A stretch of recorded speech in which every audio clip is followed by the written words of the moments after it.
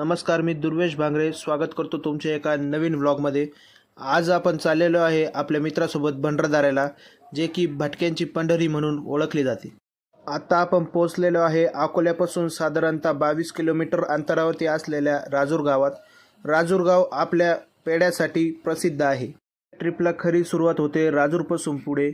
सह्याद्रीचा अभेद असे डोंगर आणि वेडीवाकडे वळणातून आपण निघालो पुढच्या वाटेकडे।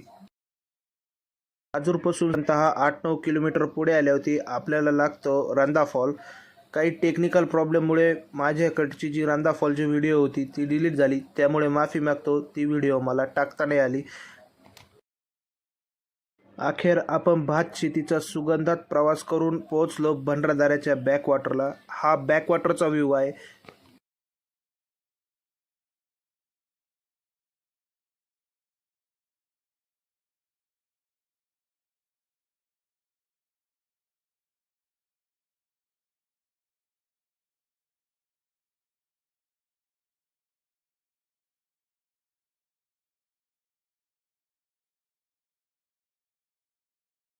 रस्त्यातील असंख्य धबधबे व भात शेती बघत आपण निघालो आपल्या पुढील प्रवासाला।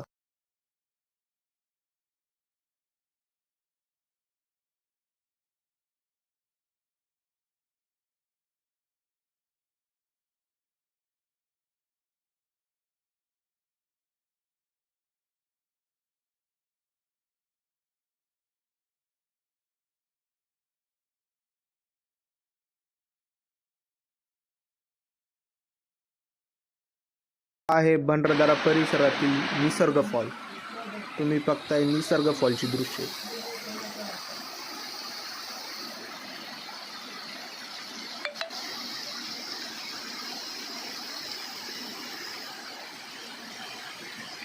हा आहे भंडारदरा परिसरातील एक सुप्रसिद्ध वॉटरफॉल नानी फॉल। हा एका बॉलिवूड चित्रपटाच्या गाण्यात दिसला होता। प्लीज त्या चित्रपटाचं नाव कमेंट करा आणि आपल्या व्हिडिओला लाईक करा। एवढ्या मेहनतीने मी तुमच्यासाठी व्हिडिओ बनवतोय। प्लीज एक लाईक करा आणि आपल्या व्हिडिओला शेअर करा। हा आहे नेकलेस फॉल। गळ्यातील नेकलेसप्रमाणे याचा प्रवाह दोन्ही दिशेने शेजारी होत असतो, त्यामुळे याला नेकलेस फॉल म्हणतात। आता आपण पोहोचलोय महाराष्ट्रातील 4थ्या क्रमांकाचे सर्वात उंच शिखर असणाऱ्या रतनगड या गडाच्या पायथ्याशी असणाऱ्या अमृतेश्वर मंदिराकडे। मंदिराच्या परिसरात काळ्याभोर पाषाणावरती स्वर्ण अक्षरात मंदिराचा इतिहास कोरलेला आहे। भारतीय पुरातत्व खात्यानुसार हे मंदिर साधारणतः 1200 वर्ष जुने आहे।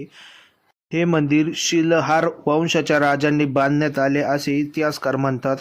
हे मंदिर हेमाडपंथी वास्तुकलेचे एक उत्तम उदाहरण आहे। मंदिराच्या मागे असलेल्या रतनगडवरून प्रवरा नदीचा उगम होतो। जेव्हा या मंदिरातील पिंड पाण्याखाली जाते तेव्हा भंडारदरा धरण हे पूर्ण क्षमतेने भरले असे मानले जाते। मंदिरातील आतील बाजू व बाहेरील बाजू उत्तम कलाकृतीचा नमुना आहे।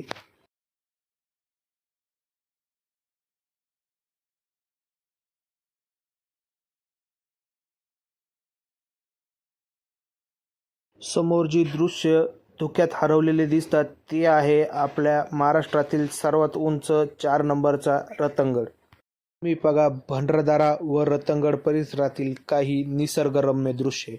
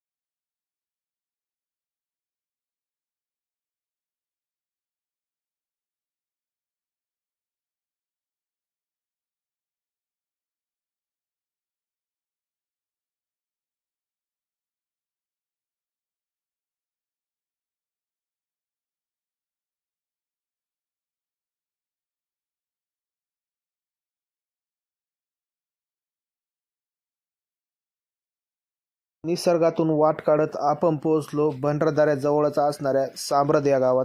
सांब्रद या गावातच आशिया खंडातील 2 नंबरची सांदन दरी आहे। ते पण दृश्य आपल्याकडून डिलीट झाल्यामुळं सॉरी, तुमची माफी मागतो, मी ते दृश्य दाखवू शकत नाही. समोर जी दृश्य दिसत आहे ती घाटघर कोकणकडा म्हणून प्रसिद्ध आहेत. निसर्गाच्या सानिध्यात एक गोड चहा भेटला की मनाला किती उबदार वाटते.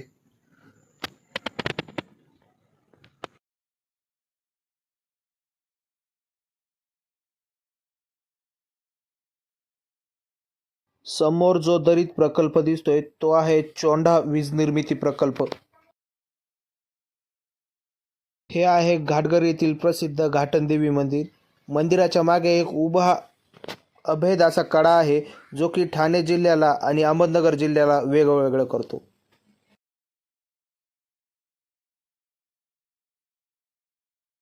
उभे आहे अकोले तालुक्याचा शेवटचा पॉइंट जिथं डेड एंड आहे. इथून पुढे आहे शहापूर तालुका आणि ठाणे जिल्हा. हा एरिया आहे घाटनदेवी म्हणून एरिया आहे. अकोले तालुक्याचा शेवटचा पॉइंट आहे. तुम्ही बघू शकतात की किती निसर्ग रम्य वातावरण आहे. आणि इथे समोर दिसतंय हे घाटनदेवीचं मंदिर आहे.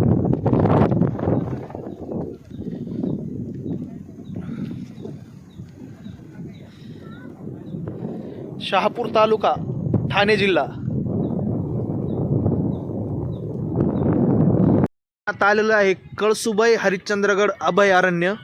त्यात तुम्हाला हे समोर डोंगर दिसत असतील ते डोंगर आहे अलंगड, मदनगड आणि कुरंगड. हे त्याचं प्रवेशद्वार आहे. इथून आपण त्या गडाकडे जाऊ शकतो.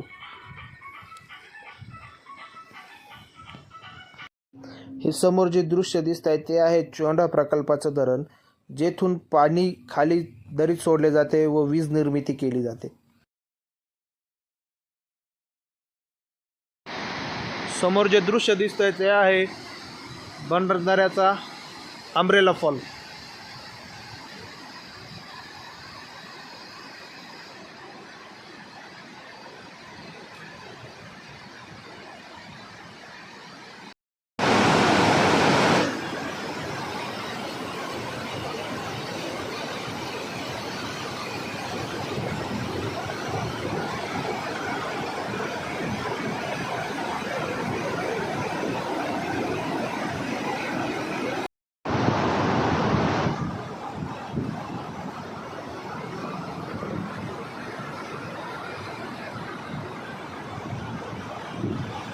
अखेर पूर्ण दिवस संपला.